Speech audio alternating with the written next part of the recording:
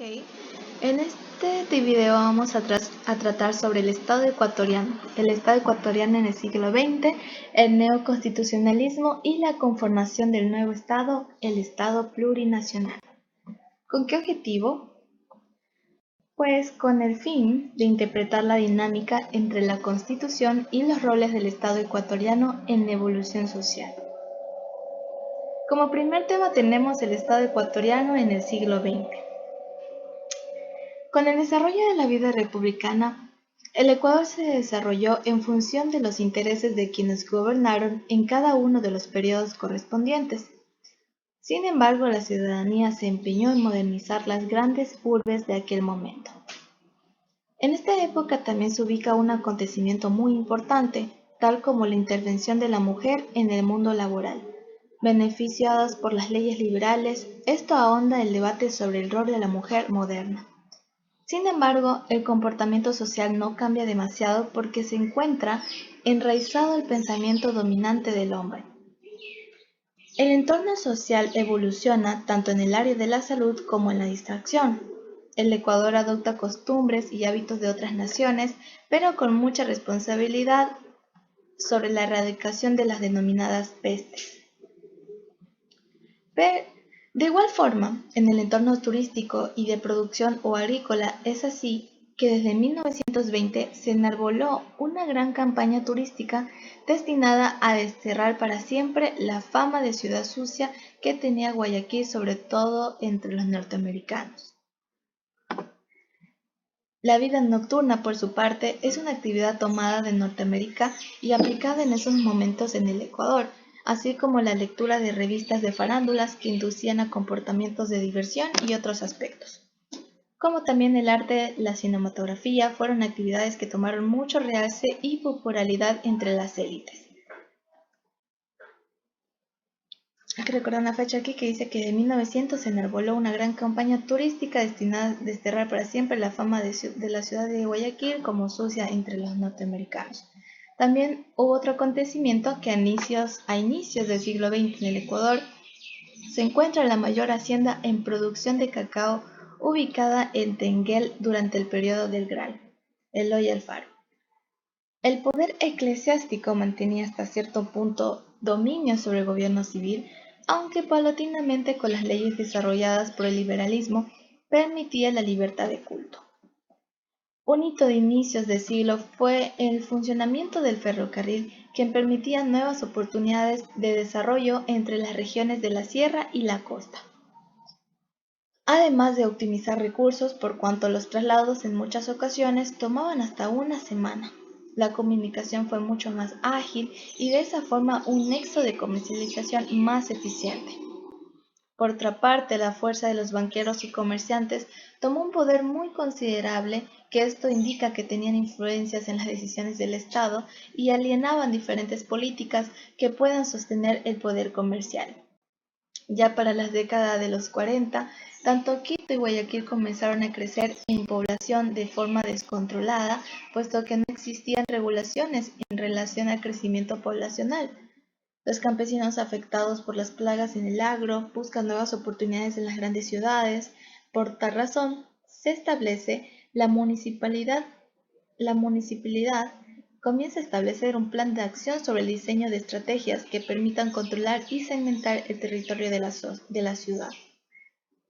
Pero existen críticas a este proceso por cuanto se señalaba que la zonificación es un instrumento que consolida la tendencia segregacionista y alimenta el proceso de especulación de la tierra. Nuevamente, empezaron a tener críticas en estos tiempos porque la zonificación se la consideraba un instrumento que consolidaba la tendencia segregacionista y alimenta el proceso de especulación de la tierra. Ya con la época juliana nace el arte, en donde en Cuenca predominaban los poetas y el desarrollo de grandes obras literarias caracterizaban a esta ciudad, que llegó a denominarse como Atenas del Ecuador. La masa acuarelada demostraba sus comportamientos a través de protocolos que ponían en acción al momento de la denominada hora del té. Ya para entonces la crisis política generó pugnas por la obtención del poder durante varios periodos, por lo tanto existieron guerras civiles que propiciadas por intereses de pequeños grupos de poder, lo que confirmó con lo aseverado por Botero 2013, diciendo o manifestando que las élites criollas afincadas en el poder con una visión de nación que excluía a un importante número de habitantes, los cuales se dedicaron a buscar de manera de construir el tipo ideal ecuatoriano cuyo molde seguía siendo fijado según las ideas en boga, decía este autor Botero en 2013. Ahora pasamos para la tema, o su tema más bien, el neoconstitucionalismo y la conformación del nuevo Estado como Estado plurinacional. Como vemos, el Estado es un Estado de derecho, el Ecuador más bien dice que es un Estado de derecho, democrático, unitario, intercultural, laico, plurinacional, que está declarado en el artículo 1 de la Constitución del 2008, donde el Ecuador, como otras naciones latinoamericanas, nace desde una tradición liberal eurocéntrica caracterizada por un modelo liberal cuyos pilares centrales fueron la conservación de la raíz colonial. Es así que estableció un modelo de Estado-nación monocultural que perduró hasta la primera década del siglo XXI.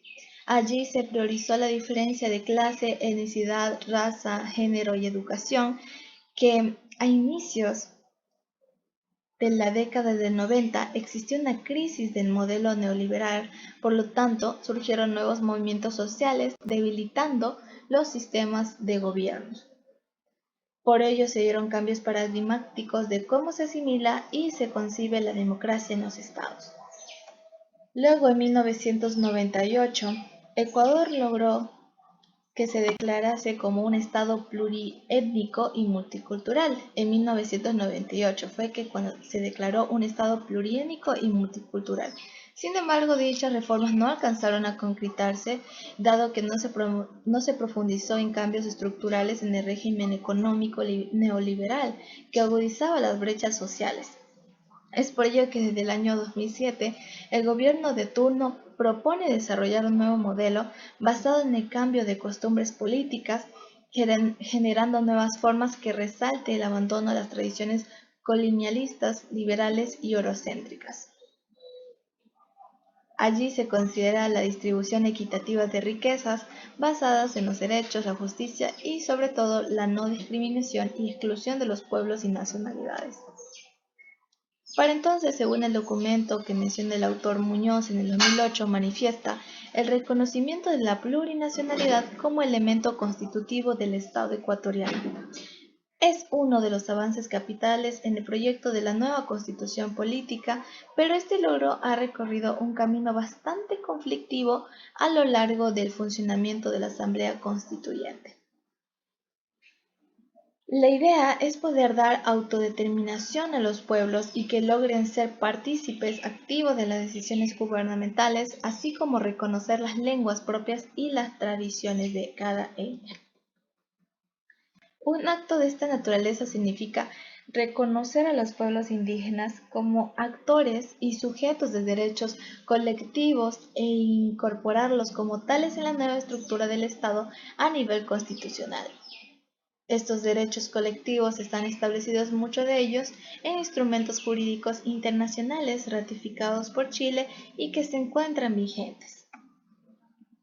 Siendo la nueva constitución en el Ecuador la declarada en Montecristi en 2008, donde se consideran muchos aspectos de integración y aplicación de ideas que en la práctica, durante estos 11 años de vigencia, se pone en manifiesto cambios estructurales, pero con muchas dificultades para obtener resultados en función de los derechos de la naturaleza.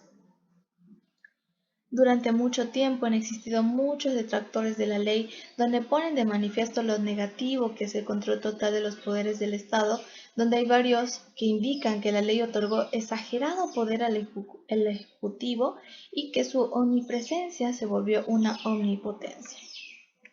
Y con ello culminamos el tema del neoconstitucionalismo y la conformación del Estado plurinacional, que veíamos que en 1998 fue cuando se declaró un Estado pluriétnico y multicultural, pero que en las reformas no se lograron concretizar, que digamos, y no fue hasta el 2008 en la nueva Constitución que ya hubo en su primer artículo donde reconocían al Estado como